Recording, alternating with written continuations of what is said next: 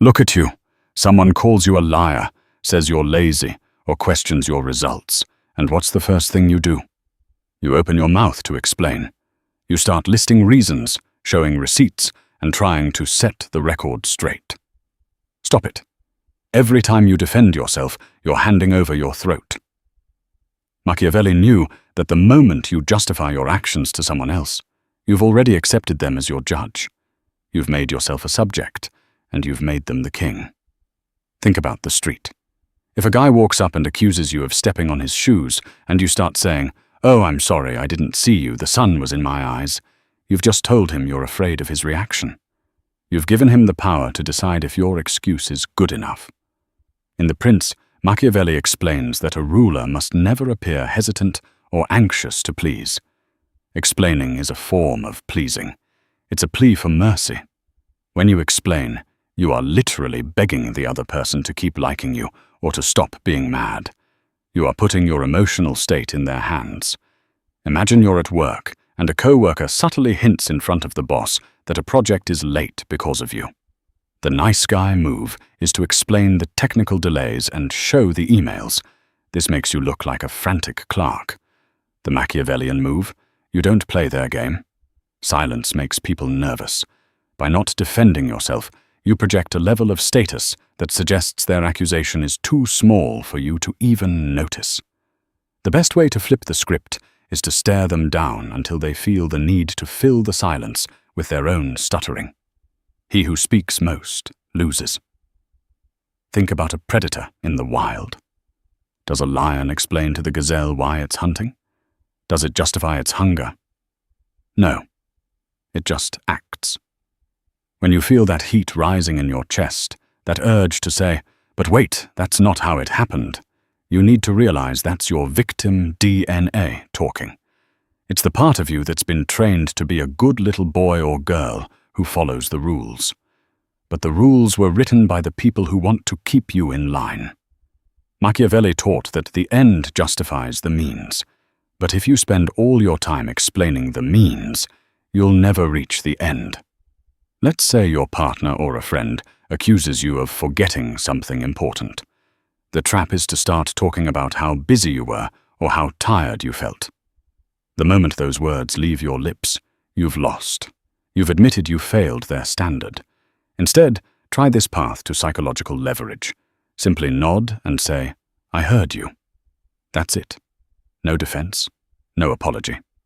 No because. By refusing to provide a reason, you force them to deal with the reality of the situation rather than the comfort of your excuses. You stay the prize. They stay the seeker. Remember, people don't actually want your excuses. They want the feeling of superiority that comes from hearing you scramble. When you stop giving them that satisfaction, they lose their grip on you. A man who never explains is a man who can never be caught in a lie. He is a man who defines his own reality. Every word of defense is a brick in the prison you're building for yourself. Burn the blueprints. Stop talking. Start ruling. Once you stop explaining yourself, you've closed the door to your cage. But simply standing there in silence isn't enough to win the war. It only keeps you from losing. To truly dominate, you have to realize that when someone attacks you, they aren't looking for the truth. They're looking for a weakness. They want to see you flinch. Machiavelli taught that the best way to protect your borders is to make the cost of attacking them so high that no one dares to try. You don't just block the punch, you break the hand that threw it. Machiavelli taught that it is much safer to be feared than loved. When you defend yourself, you are begging for love, or at least for understanding. Understanding is for the weak. You don't need them to understand you. You need them to stay in their lane. If someone attacks your character, don't play defense. Shift the battlefield. In The Prince, the goal is never to just survive an attack. It's to make sure the other person regrets ever launching it.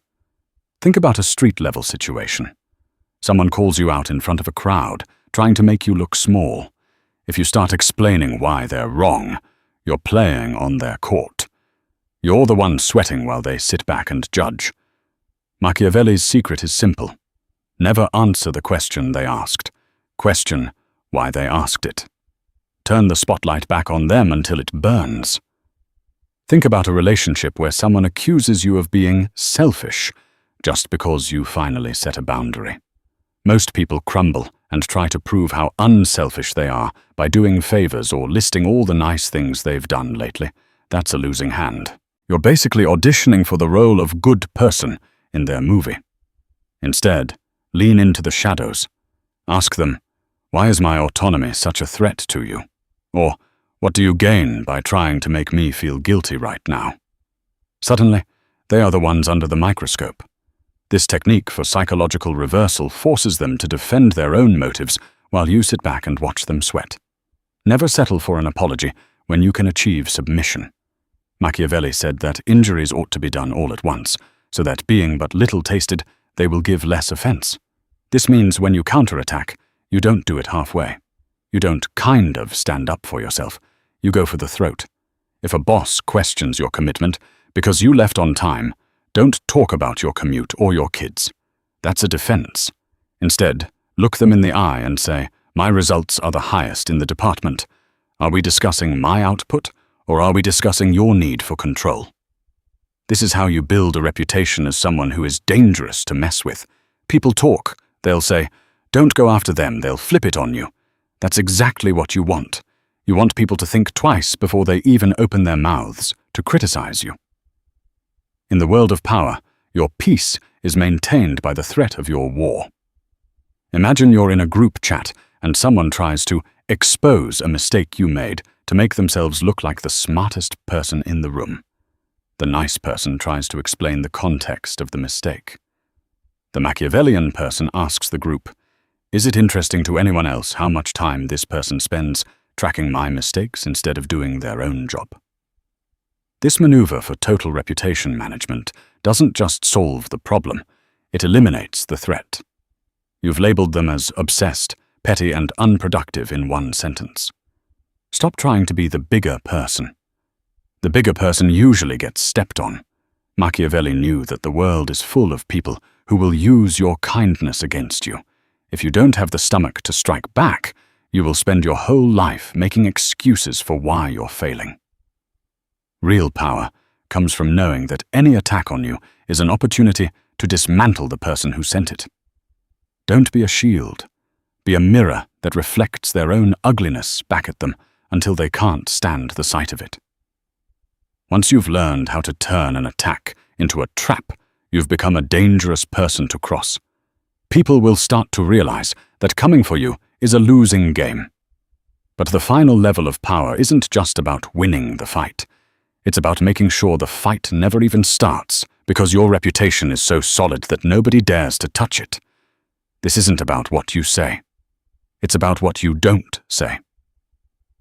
Machiavelli knew that the most powerful person in the room is often the one who says the least, because silence creates a mystery that people are terrified to challenge. A real leader knows that your reputation isn't built on what you say about yourself. It's built on what others fear to say about you. Machiavelli said that the vulgar are always taken by appearances, and the world consists of nothing but the vulgar. If you are always explaining yourself, the appearance you give is one of guilt and fragility. When you stop defending, you create a vacuum. People will fill that vacuum with their own projections, and if you've played your cards right, those projections will be draped in respect. Think about the person who is always explaining their side of the story on social media or in the break room. They look desperate. They look like they're drowning. Now think about the person who hears a rumor about themselves, shrugs, and goes back to work. Who looks more powerful? The one who stays silent is the one who controls the room. By not participating in the gossip or the defense, you are saying, I am above this. Machiavelli's whole philosophy was built on the idea that the lion does not concern himself with the opinions of sheep.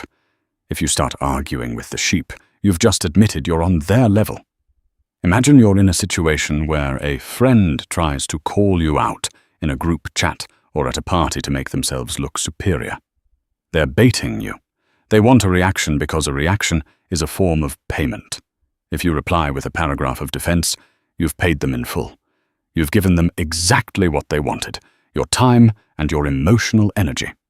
If you say nothing, or respond with a simple, "I'm surprised you're so obsessed with my business," you've won.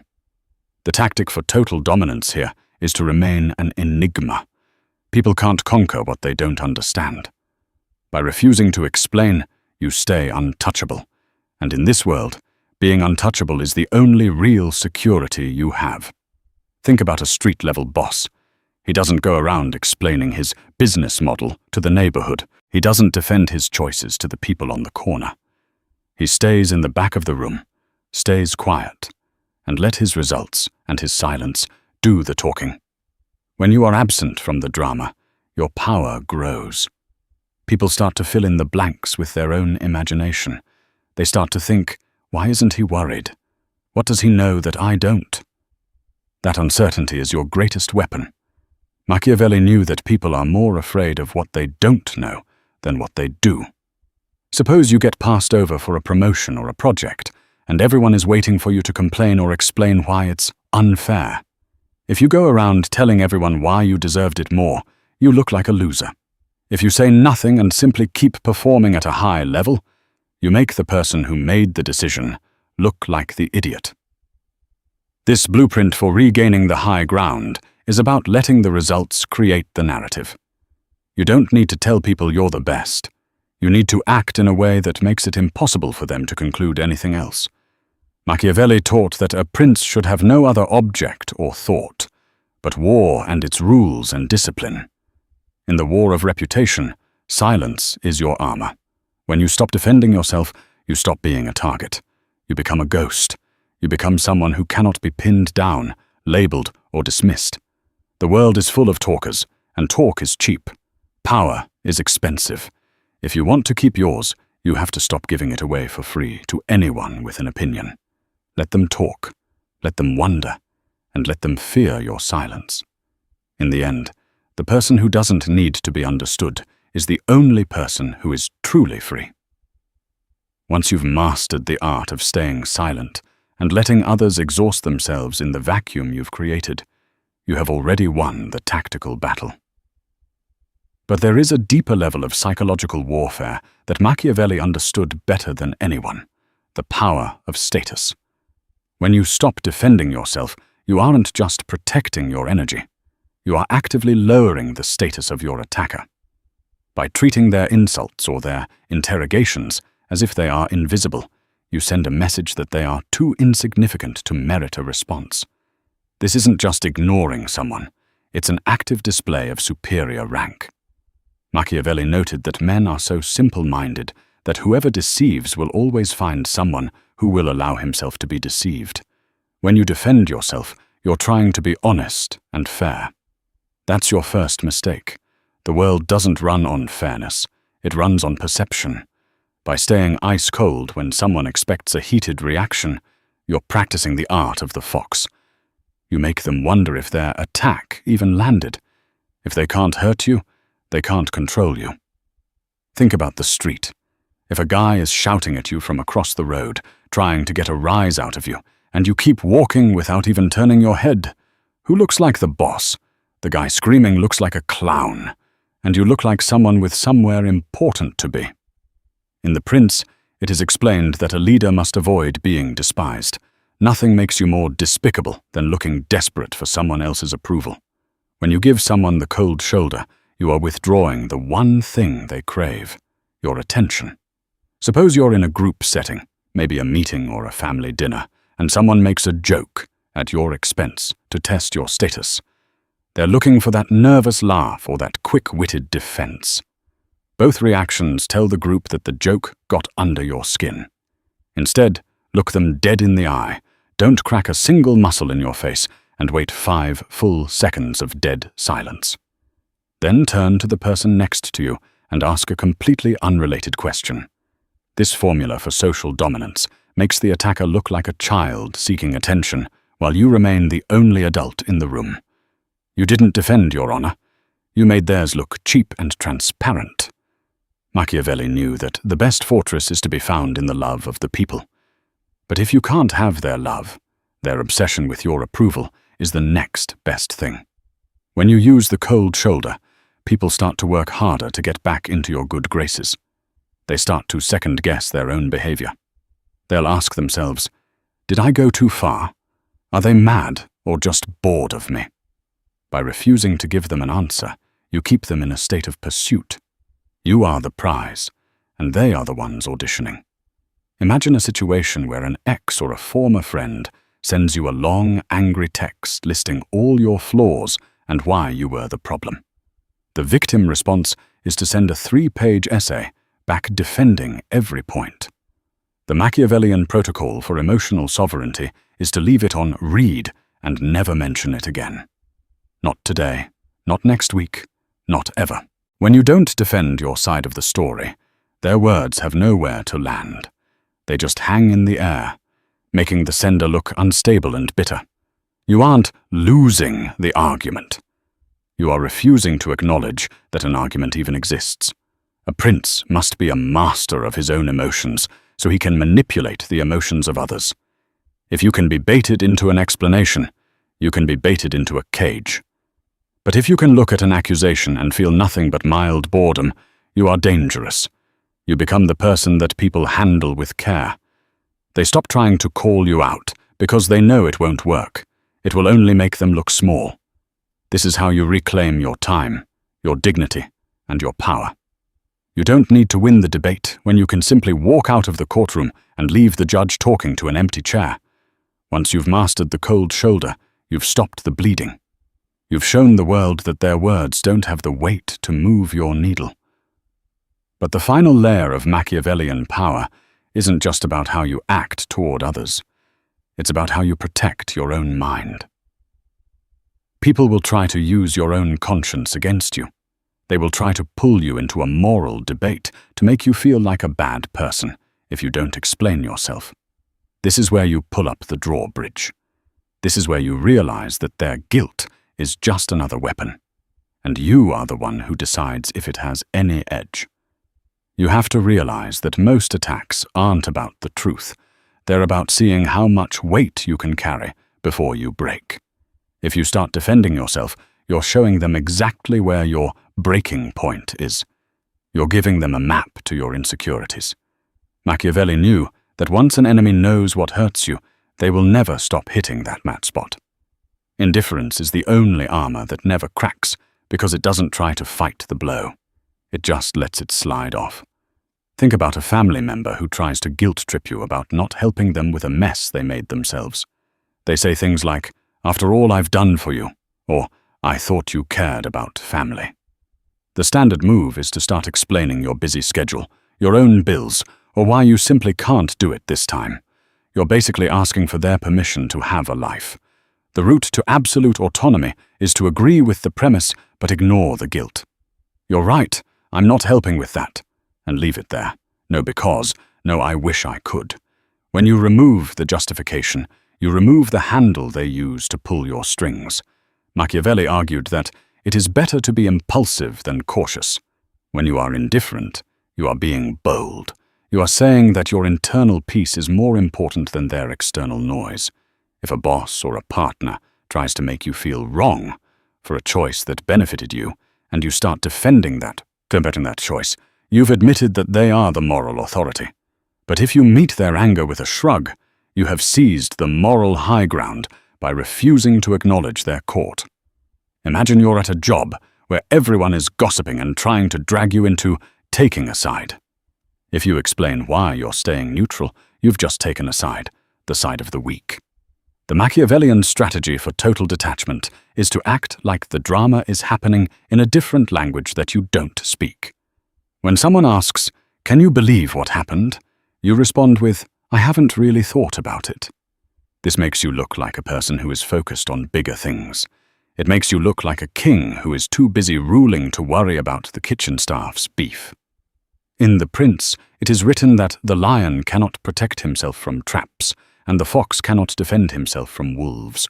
One must therefore be a fox to recognize traps, and a lion to frighten wolves. Guilt is a trap. Indifference is the fox's way out. If you don't care about being called mean, selfish, or cold, then those words lose all their power. You become the wolf that the sheep are afraid to poke. The next time someone tries to put you on the stand and make you defend your character, remember, you don't owe them a performance. You don't owe them a why. The most powerful response to a direct attack is often a yawn. It tells the other person that their best shot wasn't even interesting enough to keep you awake. That is how you stop being a victim and start being the one who dictates the terms of the engagement. If you're ready to stop being the one who gets blamed and start being the one who sets the rules, hit that subscribe button and turn on the notifications. We don't do participation trophies here. We do power. If this hit home, drop a comment with reclaimed so I know who's actually applying this and who's just watching. Stop defending. Start ruling. I'll see you in the next one.